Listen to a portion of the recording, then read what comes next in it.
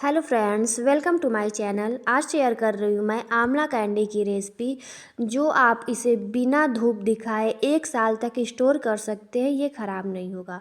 आंवला बहुत ही ज़्यादा फ़ायदेमंद होता है। भरपूर मात्रा में इसे इसमें विटामिन सी पाया जाता है, जो आपके हड्डियों के लिए, स्किन के लिए, बालों के लिए, आँखों के लिए बहुत ही ज़्यादा फ़ायदेमंद होता है।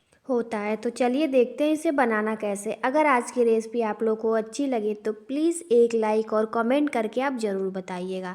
तो यहाँ पर हमने 800 ग्राम के लगभग आंवला लिया है। तो आप जितनी क्वांटिटी में बनाना चाहते हैं उस हिसाब से आंवला ले सकते हैं। तो 700 से 800 ग्राम के लगभग हमने आंवला लिया है। तो आंवला आपको थोड़े से जो बड़े साइज़ के होते हैं वो लेना होगा। जो छोटे वाले आंवला होते हैं वो थोड़े से कसैले होते हैं। तो आप थोड़ा सा देखकर आंवला लीजिएगा जो थोड़े बड़े साइज़ के हैं। तो इसे धुल लेंगे। धुल कर या तो आप इसे स्टीम करके बनाइए, या तो अगर आपको जल्दबाजी में बनाना हो, कम टाइम में जल्दी से बन जाए, तो आप क्या कर सकते हैं कि कुकर में डालकर एक सीटी आने तक इसे पका लीजिए। तो यहाँ पर हमने स्टीम करके इसे पकाया है। तो आप किसी जाली वाले बर्तन में रख दीजिए, या तो अगर आपके पास स्टीमर हो तो उसमें रख दीजिए। नहीं तो क्या करिए, भगोने में पानी रख के ऊपर जाली वाला जो बर्तन आता है चलनी, उसमें सारे आंवले को रखकर आप इसे स्टीम कर दीजिए। तो स्टीम करने के लिए थोड़ा सा आपको टाइम देना पड़ेगा, मतलब 8 से 10 मिनट का टाइम देना पड़ेगा आंवला को उबालने के लिए। तो यहाँ पर हमने सारे आंवला को रख दिया था उबलने के लिए। तो यहाँ पर स्टीम हो चुका है आंवला। अगर जैसे स्टीम हो जाएगा तो ये क्या हुआ कि अलग अलग आंवला खुलने लगेगा। तो इससे पता चल जाएगा कि आंवला आपका पक गया है। तो यहाँ पर आंवला पक चुका है, मतलब इसका आप देख सकते हैं कि अलग अलग भाग दिखने लगा है। तो अब इससे ज़्यादा हम स्टीम इसे नहीं करेंगे। तो अब क्या करेंगे कि एक प्लेट में इसे निकाल के रख देंगे ठंडा होने के लिए, जिससे ये ठंडा हो जाए।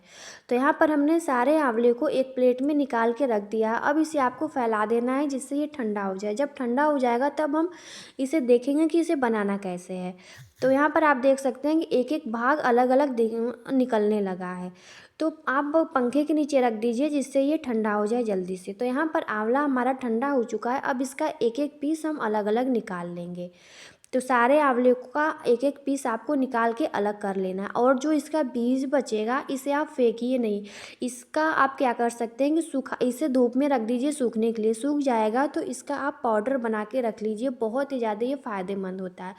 मतलब आंवला आपको सर्दियों में एक आंवला डेली खाना चाहिए। बहुत ही ज़्यादा ये फ़ायदेमंद होता है। अगर आप आंवला ऐसे नहीं खा सकते हैं तो आंवला की आप कैंडी बना लीजिए, आंवला का अचार बना लीजिए, जूस बना लीजिए, या तो आपको 1 साल के लिए स्टोर करना हो तो आंवला का पाउडर भी आप बना के रख सकते हैं। बहुत ही ज़्यादा आंवला फ़ायदेमंद होता है।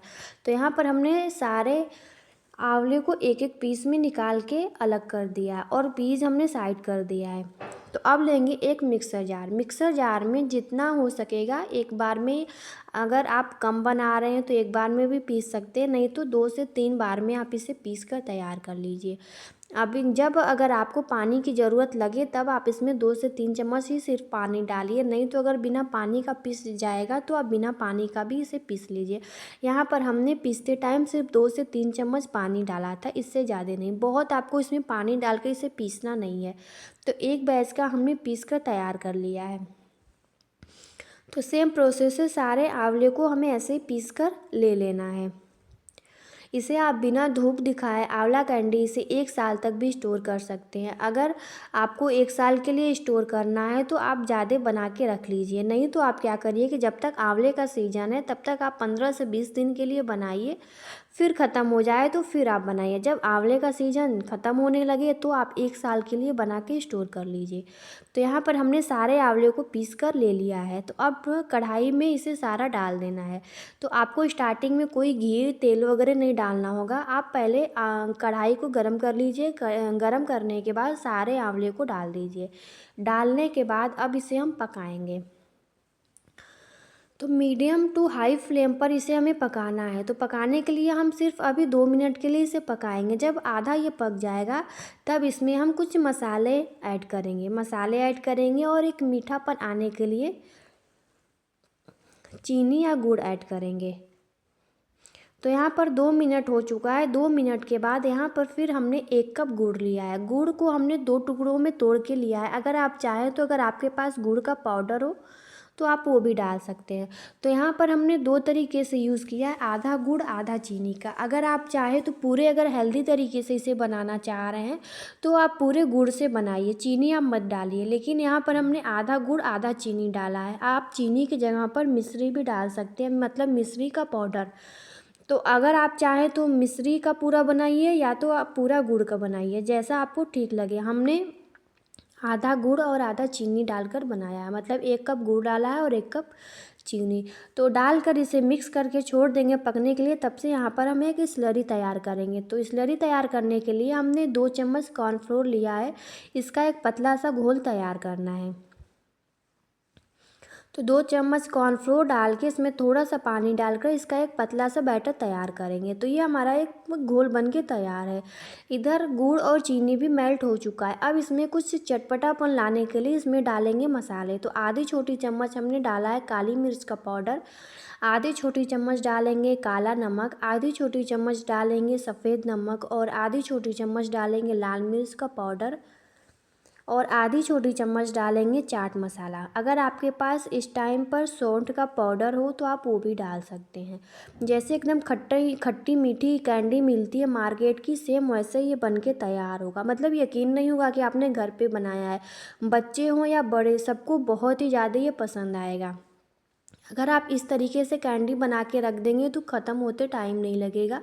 इतना चटपटा टेस्टी ये बन के तैयार होता है। फिर यहाँ पर 1 चम्मच भर के हमने घी डाला है। घी डालकर फिर से यह सबको मिक्स करेंगे। इसको पकाने के लिए आपको 7 से 8 मिनट का टाइम लगेगा। फिर जो हमने कॉर्नफ्लोर का घोल तैयार किया था वो सारा घोल डाल देना है। ये डालने से क्या हुआ कि ये बहुत ही जल्दी सेट होने लगेगा। तो बहुत ज़्यादा आपको टाइम देकर इसे पकाना नहीं पड़ेगा। आंवला बहुत पहले से ही पका हुआ है, मतलब हमने इसे स्टीम से पहले से ही पका दिया है। तो और आप कॉर्नफ्लोर डालेंगे तो और भी जल्दी ये सेट हो जाएगा। लेकिन आपको मीडियम टू लो फ्लेम पर 7 से 8 मिनट तक पकाना होगा। आप 2 तरीके से ये कैंडी बना सकते हैं। एक तो आप इसे सेट करके जैसे छोटे छोटे बर्फ़ी टाइप में कट करके भी बना सकते हैं, या तो आप लड्डू के शेप में भी बना सकते हैं। तो जैसे आपकी मर्ज़ी हो। फिर हमने यहाँ पर 1 चम्मच घी और डाला है। 2 से 3 चम्मच घी में ही पूरी कैंडी ये बन के तैयार होगी। अगर आप घी नहीं डालना चाहते हो तो बिना घी का भी बन जाएगा, लेकिन घी डाल देंगे तो थोड़ी सी शाइनिंग सा ये कैंडी बन के तैयार होगा और बहुत ही ज़्यादा ये हेल्दी कैंडी बन के तैयार होगा। आप इसे 1 साल तक भी स्टोर कर सकते हैं। बिना कोई धूप दिखाए, बिना कोई झंझट का आप ये कैंडी बना के तैयार कर लीजिए। अब तो ये जैसे जैसे पकेगा वैसे वैसे कढ़ाई छोड़ने लगेगा। तो इससे पता चल जाएगा कि ये पूरी तरीके से पक चुका है। तो अभी 2 से 3 मिनट और लगेगा इसे पकाने में।